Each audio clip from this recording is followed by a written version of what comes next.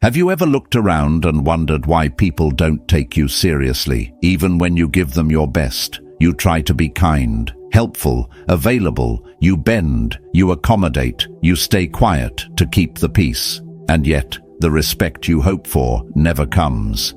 Instead, you feel invisible, overlooked, taken for granted. The truth is hard to accept, but necessary.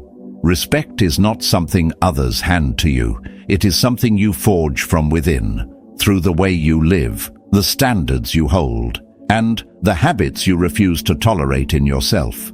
Marcus Aurelius once reminded himself that the only thing fully in our control is our own character. And if your habits betray your worth, no amount of effort will change how the world sees you. I learned this the hard way. Not through dramatic failure, but through small daily compromises, the excuses, the need for approval, the neglect of my own boundaries. And it was only when I began to remove those habits that everything else began to shift. You do not need to change the world to earn respect. You need to change how you walk through it. Stay with me. In this video, we will uncover the habits silently stealing your respect and how to eliminate them with clarity and strength. Habit number 1, always making excuses. Let's talk about something that silently eats away at your credibility, your relationships, and most of all, your self-respect. Excuses. On the surface, they seem harmless. A little explanation here, a reasonable justification there. But behind every excuse is a quiet surrender, a declaration that you are not in command of your own life, and nothing makes a person lose respect faster than watching someone consistently abandon their responsibility. In the philosophy of Marcus Aurelius and the Stoics, one lesson echoes again and again. You cannot control everything in life, but you must take full ownership of your response to it. Making excuses is the exact opposite of that principle. It is the practice of pushing the blame outward while pretending you are still worthy of trust. But you cannot blame the rain and still expect people to believe you're in control of the journey. I used to be that person. Always 5 minutes late. Always with a reason. Traffic was bad. My alarm didn't go off. Someone didn't email me the file in time. On the surface, all of it was true, but truth is not the same as accountability. Over time, people stopped trusting me. Friends stopped inviting me to important events. My boss passed me over for leadership roles. Even my family, quietly, stopped relying on me for anything that required consistency. I didn't lose opportunities because I wasn't capable. I lost them because I kept handing over control of my life to external circumstances. Then, one day, I was late again, and someone asked me, not with anger, but with piercing honesty, "Why didn't you leave earlier?" And there it was, the moment of realization. I had confused having a reason with having a right to be unreliable. In that moment, I understood the truth. Every excuse I gave was not just an explanation to others. It was a message to myself, a message that said, I am not responsible. I am not the one steering this ship. That mindset is poison, because when you let yourself believe that your failures are always someone else's fault, you rob yourself of the only power that matters, the power to change. Marcus Aurelius wrote, "You have power over your mind, not outside events. Realize this, and you will find strength. Strength does not come from shifting blame. It comes from standing still in the truth, even when it is uncomfortable." Excuses are not just words, they are habits. They become a lens through which you see the world, a lens that tells you you're a victim, that life is unfair, that no matter what you do, it's someone else's fault. But if you want to be respected, truly respected, you must break that lens. You must choose clarity over comfort, responsibility over refuge. It starts small. It starts by catching yourself in the act. When you're about to say, I'm late because of traffic. Pause. Just say, I was late, and I'll do better next time. No one will think less of you for owning your mistake. In fact, they'll likely think more of you, because self-responsibility is rare. It is magnetic. It is the mark of someone who refuses to play the victim in a world that constantly offers them that role. This does not mean perfection. Life will happen. Mistakes will occur. But the Stoic response is not to explain them away. It is to meet them with calm honesty, to say, this is mine, I own it, and I will rise beyond it. That is how respect is built. Brick by brick. Through consistency, through integrity, through a quiet refusal to let your circumstances define your character. And here is the most powerful truth. When you stop making excuses, you start seeing how much control you truly have. You begin to move differently, speak differently. People notice. They stop seeing you as someone they need to compensate for and start seeing you as someone they can count on. And perhaps more importantly, you begin to respect yourself in a way that no amount of external praise can replace. So eliminate this habit. Not tomorrow, not next week, now. Every time you're tempted to defend yourself with a reason, ask instead, what would I say if I were fully accountable for this? That question alone will change the way you live, because respect is not given to those who avoid mistakes. It is given to those who own them. Habit number 2, being lazy. If you choose laziness, do not expect respect to follow you, because it never will, and to be completely honest, it should not. This may sound blunt, but reality often is. The world does not reward potential, it rewards movement. You can be intelligent, talented, even gifted in ways others admire. But if you do not act on those gifts, if you stay stagnant while life asks for effort, then all of that promise turns into wasted space. Respect is never given to the person who could have, only to the one who did. I used to think that talent alone was enough, that being naturally quick with ideas or skilled at certain things gave me the right to take it easy. I would show up to group projects thinking I could coast while others carried the load, confident that I could still look good by chiming in just enough to be noticed. But when the final moment came and the results were shared, the difference was clear.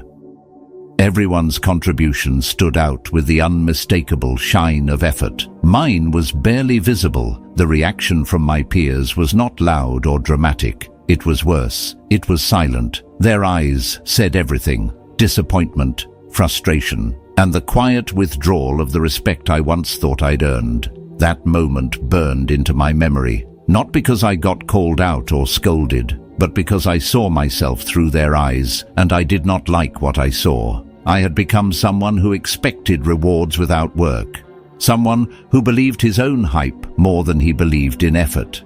And I knew then that I had let something essential die within me.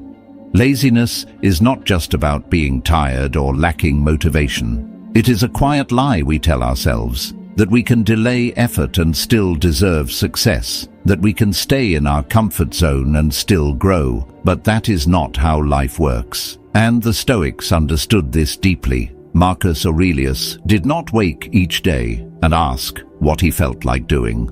He asked what needed to be done. He believed that each day was a chance to serve his purpose with clarity and energy, not to seek comfort, but to pursue excellence. The truth is, laziness is not invisible. People notice. They may not always say it out loud, but they see when you show up late, when you cut corners, when your energy is missing from the room. They see when you are not prepared, when your work lacks care, when your presence offers no weight.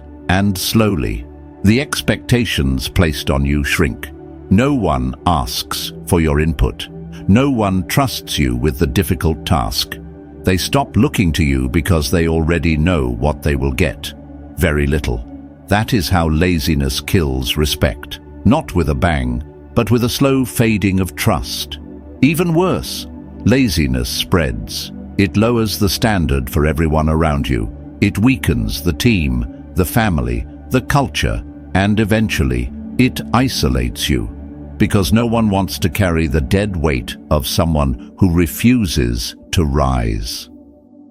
But here is the deeper insight. Laziness is not just external, it is a betrayal of your own potential. Every time you avoid effort, you tell yourself that growth is not worth it, that you would rather stay small than face the discomfort of progress. But Stoicism teaches us that growth and discomfort are twins. You cannot separate them. You grow by pushing through, by showing up when you do not feel like it, by doing the hard thing when the easy path whispers in your ear.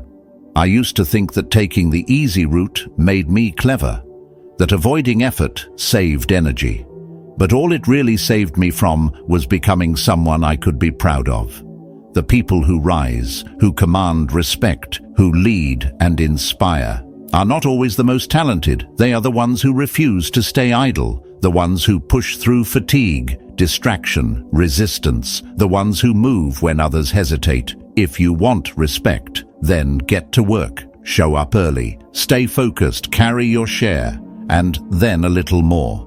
Be someone others can count on, not because you are always perfect, but because you are always present, always engaged. Laziness may promise you comfort, but it will rob you of dignity, it will strip you of potential, and it will leave you wondering why no one takes you seriously. Do not let that happen. Start today. No matter how small the task, do it with excellence, no matter how unmotivated you feel. Take the first step. Action is the cure. Discipline is the path. Respect is the reward. And it begins with your refusal to let laziness define you. Habit number 3, neglecting your personal appearance. Let's speak plainly. If you walk into the world looking like you do not respect yourself, you should not expect the world to offer you respect in return. This is not about vanity. It is not about chasing trends or obsessing over fashion. It is about something much deeper. Your appearance is your first act of communication with the world. Before you speak a single word, you are already saying something. And whether you like it or not, that message is loud. I used to believe the lie that how I looked should not matter, that people should judge me based on my mind, not my clothes. That being authentic meant I could show up disheveled and still deserve attention. So I did exactly that. I rolled out of bed, wore whatever was clean, and convinced myself I was being real. But deep down, I was not being real. I was being careless. I had confused laziness with authenticity, and I paid the price. I remember walking into an important event dressed carelessly, hair a mess, shirt wrinkled, shoes barely clean. The room fell quiet, not out of admiration, but out of confusion. I could feel it instantly. People looked past me. Their greetings were lukewarm. Their attention drifted. I was not just overlooked. I was quietly dismissed. Not because they were shallow, but because I gave them a reason not to take me seriously. I had shown up as someone who did not seem to care, and they believed me.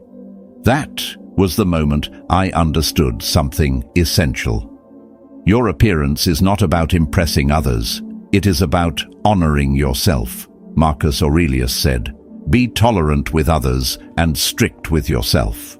This includes the discipline to show up in the world with intention. When you neglect your appearance, you are not making a statement of rebellion or freedom. You are making a confession that says, "I do not value this moment enough to prepare for it." And the world responds to that lack of value in kind. Think about how you respond to others. When someone walks into a room well-groomed, composed, and presentable, you take notice, not because they look expensive, but because they look prepared, they look awake, they look like they care.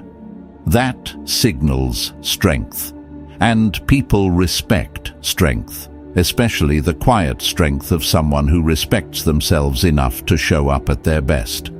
The Stoics believed in living in accordance with nature, and part of that is understanding human nature itself. We are wired to notice. First impressions matter. They speak before logic arrives, and when you neglect your appearance, you are not avoiding judgment, you are shaping it. You are giving people the story they will use to define you, often before you have a chance to tell them who you truly are. After that wake-up call, I changed, not to win approval, but to reflect the respect I wanted to embody. I began to dress with purpose, groom with attention, and carry myself as someone who valued the opportunity to engage with the world. And the shift was almost immediate. People listened more. They made space for my presence. I felt more focused, more confident, and more in control. Not because the clothes changed who I was, but because they reminded me to show up with discipline and self-respect. This is not about perfection, it is about effort. It is about sending a message to yourself every morning that says, I matter, this day matters, and I will meet it with intention. That effort ripples outward, it builds confidence, it invites trust, it commands respect. Not because of surface beauty, but because of visible discipline. Neglecting your appearance tells the world you are not ready. And if you are not ready, why should anyone rely on you? Respect is not just about your ideas or your heart. It begins with how you carry yourself. And if you want others to believe in your worth, you must first prove that you do too. So stop treating your appearance like it is insignificant. It is not. It is a reflection of your values, a reflection of your awareness, a reflection of your discipline. If you want respect, start by giving it to yourself. The mirror is not a place for vanity. It is a place to prepare. And when you start each day by honoring yourself in the smallest details, the world begins to respond to you with a new kind of seriousness. You are no longer invisible. You are present. You are intentional. You are respected. Habit number 4, ignoring boundaries. If there is one silent mistake that can destroy respect before you even realize it, it is the habit of ignoring boundaries. In a world where connection is valued, we often confuse closeness with intrusion, but what many fail to understand is that boundaries are not walls built to push others away. They are bridges that maintain respect and allow relationships to flourish with mutual clarity. And when you ignore those lines, what you are truly saying is this: my desire to be involved is more important than your need for space. That is not care. That is control disguised as concern. I learned this lesson through painful experience. For a long time, I believed that being overly present in someone's life was the same as being supportive. I thought calling every day, offering advice before it was asked for, and stepping into their world uninvited was a form of love or friendship. But I was wrong. What I thought was kindness came across as pressure. What I believed was involvement became suffocation, and the result was exactly what I did not want. People started pulling away. They started avoiding me, not because they did not care about me, but because I was not giving them room to breathe. I will never forget the day a close friend told me plainly, "I need space. It feels like you do not get that." That moment hit hard, not because she was angry, but because she was right. I had confused emotional availability with entitlement. I believed I was being supportive, but I was not listening. I was taking up space that was not mine to occupy. That day I realized that ignoring someone's boundaries is not just a misstep in behavior. It is a fundamental misunderstanding of respect.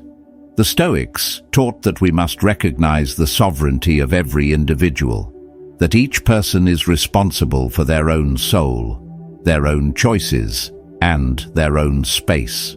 To respect others, we must first recognize their right to say no, to step back, to choose how much of themselves they offer. When we override those signals, Even with good intentions, we erode trust. And once trust is gone, respect follows. Boundaries are not rejection, they are protection. When someone sets a boundary, they are telling you how they stay whole. They are telling you how to love them better, how to work with them more effectively, how to keep the relationship alive. It is not personal, it is wise. When I began to truly listen, to wait instead of force, to ask instead of assume, everything changed. People opened up on their own, trust deepened, conversations became more real, respect returned. This truth is not limited to friendships. In professional spaces, boundaries matter just as much. A colleague who prefers to work quietly may find constant check-ins draining. A manager who values precision may grow impatient with excessive updates that waste their time. When we ignore these unspoken boundaries, we are not just being inconsiderate, we are revealing that we are not paying attention, and respect cannot grow where attentiveness is absent. So here is the deeper truth. Ignoring boundaries does not just make you seem inconsiderate, it makes you untrustworthy. It tells others that you are more interested in satisfying your own need to be close, helpful, or involved than honoring their need for space, clarity, and control. And once people stop feeling safe around you, they quietly start removing you from their lives. Respecting boundaries is a choice. It is a discipline of silence, of presence without pressure. It is the act of honoring others without making them prove themselves to you. When you begin to truly understand this, people feel it. They sense your maturity, they sense your patience, and they respect you more deeply than before. So if you want respect, learn to listen not just to words, but to energy.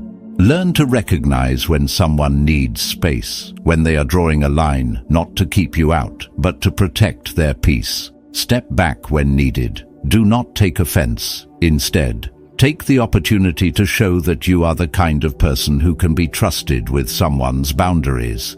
Because, in the end, the ones who are most respected are not those who speak the loudest or stay the longest. They are those who understand the sacred value of space, of timing, and of restraint.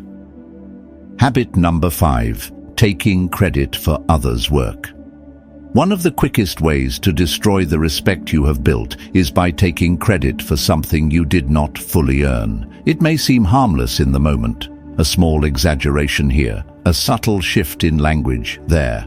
But make no mistake, stealing recognition is a betrayal not just of others, but of yourself. It reveals a deeper truth, one the Stoics warned us about often, the truth that if your success requires deception, then what you have built is not greatness, it is illusion. I learned this lesson through experience. Early in my career, I was eager to stand out. I wanted recognition. I wanted to be seen. In a group project where we all contributed, one of my colleagues gave more than anyone else. Their dedication was clear, their impact undeniable. And yet, when it came time to present the final results, I shaped my words carefully, framing the story in a way that placed me at the center. I did not lie, but I withheld acknowledgement. I let the spotlight stay on me when it should have been shared. The applause came, and I absorbed it. For a while, I felt like I had won, but respect earned through silence is fragile, and truth has a way of rising. Soon, my colleague realized what had happened. Others did too. Their admiration turned into quiet doubt. The energy shifted. I could feel it in every interaction, and it was then that I realized something fundamental. People may be slow to confront, but they are quick to sense.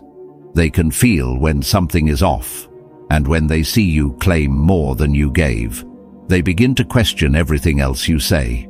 That is the real cost of this habit.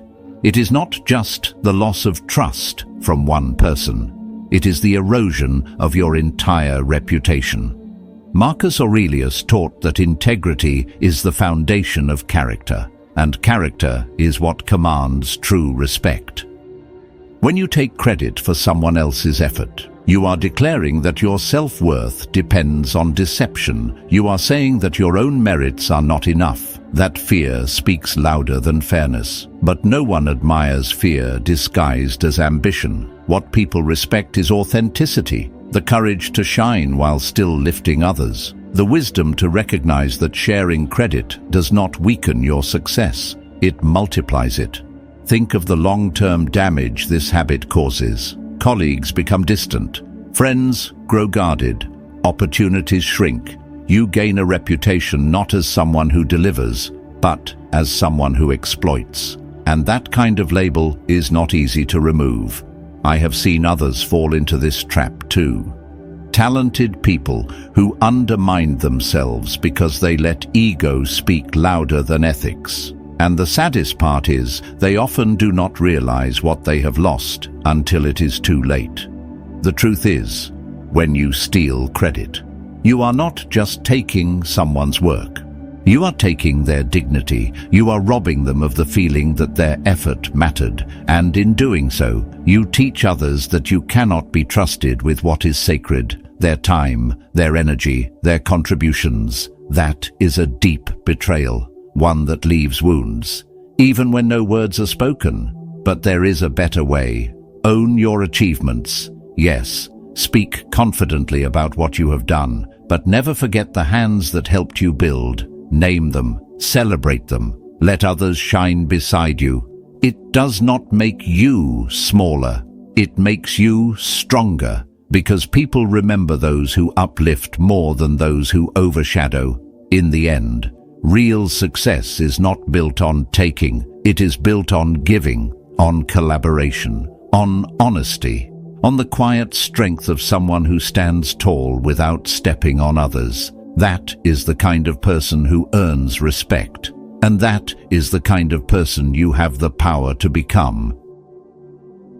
Respect is not built on perfection, it is built on honesty, on the quiet strength to admit when you were wrong, and the wisdom to grow from it. If you have ever taken credit that was not yours, start by facing it with courage. Apologize, acknowledge the truth, and honor the effort of those who stood beside you. Giving credit does not take away from your success, it multiplies it. It shows that you are strong enough to lift others without dimming your own light. Integrity is not loud, but it is remembered, it is trusted, and it earns the kind of respect that lasts. If this message spoke to you, take a moment to reflect. Type "Own Your Path" in the comments to begin that shift. And if you are ready to keep growing into the kind of person others admire, make sure you subscribe so you do not miss what is coming next. The journey to lasting respect begins within.